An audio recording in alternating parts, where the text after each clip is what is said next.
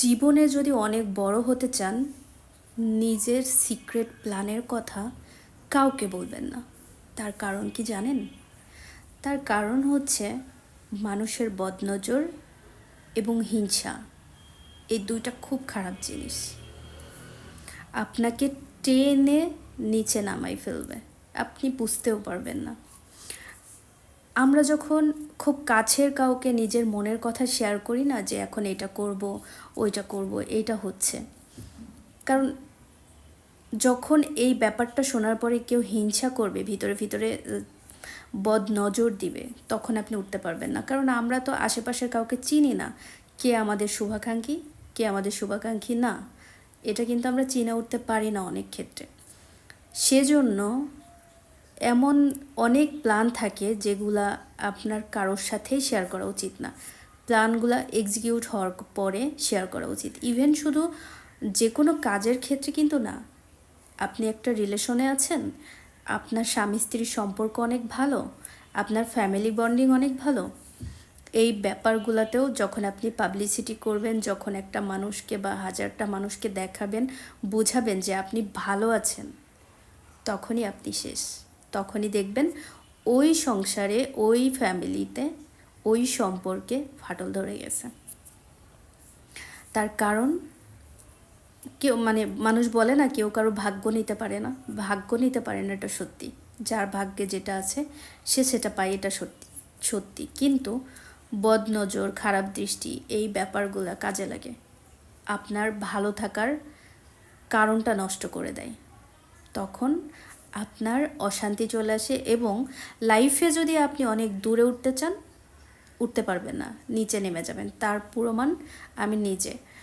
আমার একটা খুবই দুর্বল সাইড আছে, সেটা হলো আমার যে কোনো ব্যাপার আমি সবার সাথে শেয়ার করে ফেলি।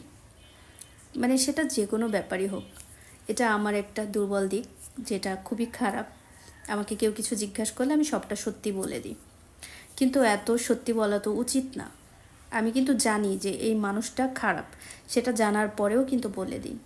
এটা বলার পরে বিশ্বাস করেন, আমি আমার লাইফে যতগুলা সত্যি কথা বলেছি, উপরে উঠা নিয়ে, বিজনেস রিলেটেড বলেন বা পার্সোনাল বলেন, যে কোনো কিছু, যা যা বলেছি প্রত্যেকটা জায়গাতে আমি হোঁচট খেয়েছি।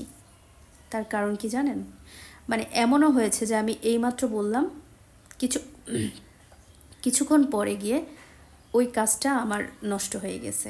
ইনস্ট্যান্ট রিপ্লে পেয়েছি, যে ইনস্ট্যান্ট আমি প্রমাণ পেয়েছি যে আমার এই বলাতে আমার এতটা ক্ষতি হয়েছে। কারণ ওই ব্যক্তিগুলা আমি তো চিনি, যে আমাকে হিংসা করে, আমাকে জেলাস করে। এটার পরে যখন এরকম হয়েছে, তারপরেও আমরা কিন্তু শিক্ষা নিই না। তো সেই জায়গা থেকে আমি আপনাদেরকে একটা কথাই বলবো, লাইফে যদি অনেক দূরে উঠতে চান, অনেক ভালো থাকতে চান, তাহলে নিজের ভালো ভালো দিকগুলা কখনো পাবলিকলি বা আশেপাশে মানুষকে জানাবেন না, বুঝতে দিবেন না, সিক্রেট রাখবেন। নয়তো আপনার সব কিছুই নষ্ট হয়ে যাবে, ভেস্তে যাবে। দরকার কি ভাই অন্যজনকে নিজের পার্সোনাল ভালো ভালো জিনিসগুলা বলে নিজে খারাপ থাকতে? তার থেকে সিক্রেট রাখাই ভালো না? দেখবেন যত গোপন সম্পর্কের ক্ষেত্রে হোক, অন্য কিছুর ক্ষেত্রে হোক, তত ভালো, তত ভালো থাকে। তার ভিতরে কোনো থার্ড পার্সন ঢুকতে পারে না, তার ভিতরে কোনো বিভিন্ন পার্সন কমেন্ট করতে পারে না, আবার দেখা যাচ্ছে কেউ পিছন থেকে টেনে ধরতেও পারে না। তাই মানুষের বদনজর, ভাইরে ভাই কি যে খারাপ, আমি কি বলবো, আমি অতিষ্ঠ হয়ে গেছি। আমার খুবই রিসেন্ট, এটা আমি রেগুলারই তো কম বেশি অনেক অনেক এটার ভুক্তভোগী হয়েছি, কিন্তু রিসেন্ট একটা ব্যাপার আমি না বললেই না, যেটা হলো যে আমার খুব ভালো এগোচ্ছিল, আমি খুব ভালো মানে চলতেছিল আমার সব কিছু, হঠাৎ করে আমার এটা বলার কারণে ইনস্ট্যান্ট, বিশ্বাস করেন আধা ঘন্টাও না, এটার ভিতরে আমার সব শেষ। তো সেই জায়গা থেকে বলবো, এর আগে আমি এগুলো বিলিভ করতাম না, বিলিভ করলেও মানতাম না, কিন্তু এটার পর থেকে আমি বুঝতে পারছি। এবং শুধু তাই না, সেম প্রবলেমটা আমার আরেকটা সেক্টরেও হয়েছে, ওই একই পার্সনের জন্য, একই ব্যাপারের জন্য। তো সেই জায়গা থেকে আমি বলবো, কখনো নিজের কোনো সিক্রেট যে কোনো ব্যাপার কাউকে বলবেন না, কারণ জেলাস করার মতো মানুষের অভাব নাই। আশা করি আমার কথা বুঝতে পারছেন।